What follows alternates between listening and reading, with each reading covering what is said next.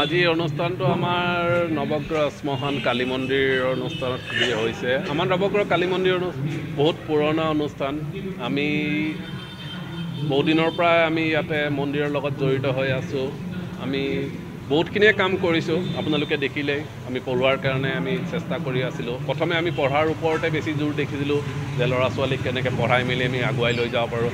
তাৰপিছত আমি অলপ চিন্তাধাৰাটো অলপ বেলেগ ধৰণে চিন্তা কৰিলোঁ যে পঢ়োৱাটো আমি কৰিয়ে থাকিম বাৰু, তাৰ লগত যদি পাৰোঁ আমাৰ হলিৰাম ডেকা ভৱনটো আছে, তাত আমি এইবাৰ তেখেতৰ জন্মতিথিৰ দিনাখন আমি হলিৰাম ডেকা জন্মতিথিৰ দিনা আমি কেঞ্চাৰ ইনষ্টিটিউটলৈ গৈছিলোঁ। আমি অন্ন তেওঁলোকৰ পেচেণ্টৰ মাজত অন্ন দিছিলোঁ, ভাত আমি তেওঁলোকক খুৱাইছিলোঁ। তেতিয়া দেখিলোঁ যে আমি এইটো এটা কৰিব পাৰোঁ নেকি। আমি তাৰ পৰা আহি পেলাই আমি অলপ ইয়াতে চিন্তা কৰি মন্দিৰৰ ফালৰ পৰা আমি হলিৰাম ডেকাটো আমাৰ আগতে য়োগা চেণ্টাৰ এটা আছিল, য়োগা চেণ্টাৰক ক'লোঁ যে আমি এনেকৈ এটা পদক্ষেপ লৈছোঁ। তেওঁলোকে ক'লে এইটো খুব ভাল কথা, তেতিয়াহ'লে আমি বেলেগলৈ যাম, আপোনালোকে এইটো কৰক। এনেকৈ কৰি আমাৰ 2 মাহ 3 মাহ লাগিল। লগাৰ পিছত আমি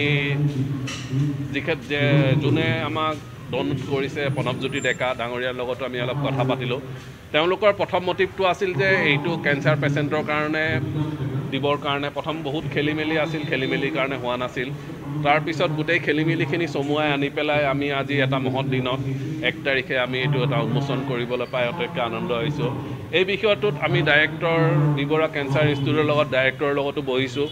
তেওঁলোকৰ লগত আমাৰ এটা ডিছকাশ্যন এটা হৈছে বা তেওঁ কৈছে, তেখেতে কৈছে যে আমাৰ ফালৰ পৰা আমি যিখিনি সহায় সহযোগিতা কৰিব লাগে বা পেচেণ্টৰ আনিবৰ কাৰণে এম্বুলেঞ্চ বা তাত পেচেণ্ট নিবৰ কাৰণে তেওঁলোকে এইখিনি কৰি দিম বুলি কৈছে।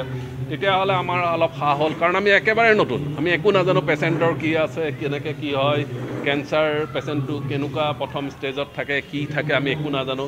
সেইখিনি জানিবলৈ আমাৰ সময় লাগিব। তথাপি আমি এটা সাহস কৰি পেলাই আমি এইটো এটা পদক্ষেপ আমি আগবাঢ়িছোঁ। কিমান ৰোগী ৰাখিব পৰা ব্যৱস্থা? আমি প্ৰথম 18খন বিছনা ঠিক কৰিছোঁ, তাৰে 2টা ভাগ কৰিছোঁ। 9জন মহিলাৰ বাবে ৰাখিছোঁ আৰু 9খন বিছনা আমি পুৰুষৰ বাবে ৰাখিছোঁ। যিহেতু ৰোগীখিনি ৰখা হ'ব, তেওঁলোকৰ পৰিচৰ্যাৰ বাবে কিবা ব্যৱস্থা কৰা হৈছে? পৰিচৰ্যাটো বি বৰুৱা আৰু KGMTৰ লগত আমি কথা পাতি আছোঁ। তেওঁলোকৰ লগত তেওঁলোকৰ যিখিনি পেচেণ্ট প্ৰেছক্ৰাইব কৰিব বা তেওঁলোকে পঠাব, আমি সেইখিনি পেচেণ্টেই ইয়াত ৰাখিম। আমি নিজে তেওঁলোকক ৰোগীখিনিক চাবৰ বাবে নাৰ্ছ বা তেনেকুৱা জাতীয় তেওঁলোকে বি বৰুৱা কেঞ্চাৰৰ পৰাই তাতে যিখিনি নাৰ্ছিং আছে তাতেই কৰিব, কৰি পেলাই কেমো চেমো লোৱাৰ পিছত এটেণ্ডেঞ্চৰ লগত আমাৰ ইয়াতে থাকিব। আমি অকল থকাৰ ব্যৱস্থাটো কৰিম। প্ৰথমে থকাৰ আমি আৰম্ভ কৰিম, তাৰপিছত আমি পিছলৈ আমি লাহে লাহে আমি আকৌ যদি আমি যিটো আজি আমাৰ ক'লে আমাৰ এজন মেম্বাৰে কৈছে তেওঁলোকক ৰাতিপুৱা যিটো ইয়াৰ পৰা ওলাই গ'লে ব্ৰেকফাষ্টৰো এটা ব্যৱস্থা, সেইটো আমি চেষ্টা কৰিম। আমি আজি আৰম্ভই কৰিছোঁ। আমাৰ মন্দিৰৰ পৰা যিমান হয় আমি আৰম্ভ কৰি যাম আৰু কৰি যিমানখিনি পাৰোঁ কৰিম। ঠিক আছে, অ'কে, থেংক ইউ।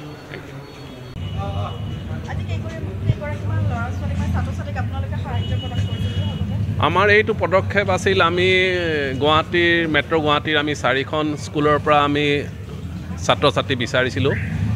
1 নম্বৰ আছিল কলেজিয়েট মই ষ্টুডেণ্ট কাৰণে মই কলেজিয়েটতে গৈছিলোঁ, প্ৰিন্সিপালৰ লগত বহিছিলোঁ। প্ৰিন্সিপালে কৈছিলে যে খুব ভাল পদক্ষেপ। তাৰপিছত গ'লোঁ কামৰূপ একাডেমীক, কামৰূপেও ক'লে ভাল হ'ব।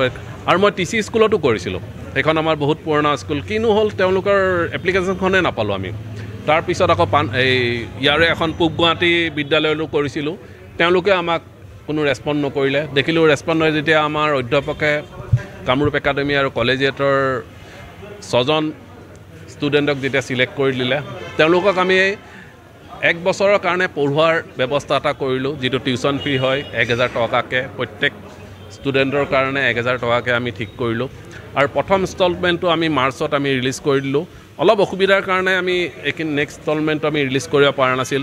এতিয়া 1 বছৰৰ বাকী ৰিমেইনিং 9000 টকাটো প্ৰত্যেক ষ্টুডেণ্টৰ কাৰণে 6জন ষ্টুডেণ্টক আজি আমি এই মহৎ অনুষ্ঠানত আমি আজি ৰিলিজ কৰিছিলোঁ।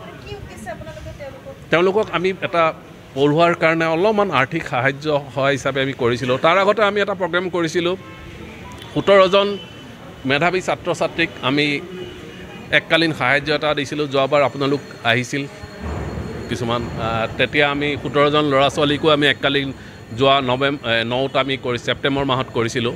তাৰ লগত সংগতি ৰাখি দেখিলোঁ যে 12জন ল'ৰা ছোৱালীক আমি যদি পঢ়াব পাৰোঁ, এটা মন্দিৰৰ কাৰণে ডাঙৰ পদক্ষেপ, সেইটো চেষ্টা কৰিছিলোঁ। কিন্তু ষ্টুডেণ্টে ষ্টুডেণ্ট নোলোৱাৰ কাৰণে আমি 6জন চিলেক্ট কৰি পেলাই আমি 6জনক 1 বছৰৰ কাৰণে মাহে 1000 টকাকৈ পঢ়োৱাৰ ব্যৱস্থা কৰিলোঁ হ'ব ঠিক আছে আজি পেচেণ্ট নমস্কাৰ মই অনুপম শইকীয়া অসমৰ কাৰণে এটা সুন্দৰ খবৰ যে অসমৰ সংবাদ মাধ্যমত আৰু এটি স্যাটেলাইট চেনেলে ইতিমধ্যে খোজ পেলাবলৈ লৈছে গতিকে সেই চেনেলটি হৈছে এনি ভাৰত 24 মোৰ অফুৰন্ত শুভেচ্ছা জ্ঞাপন কৰিছোঁ আৰু সকলোৱে এই চেনেলটি আঁকোৱালি ল'ব মৰম দিব তাকেই কামনা কৰিছোঁ থ্যাংক ইউ সো মাচ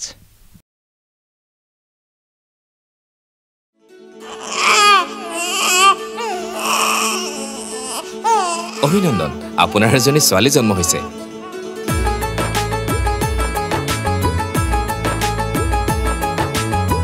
লাহি পাহি এজনী পৰি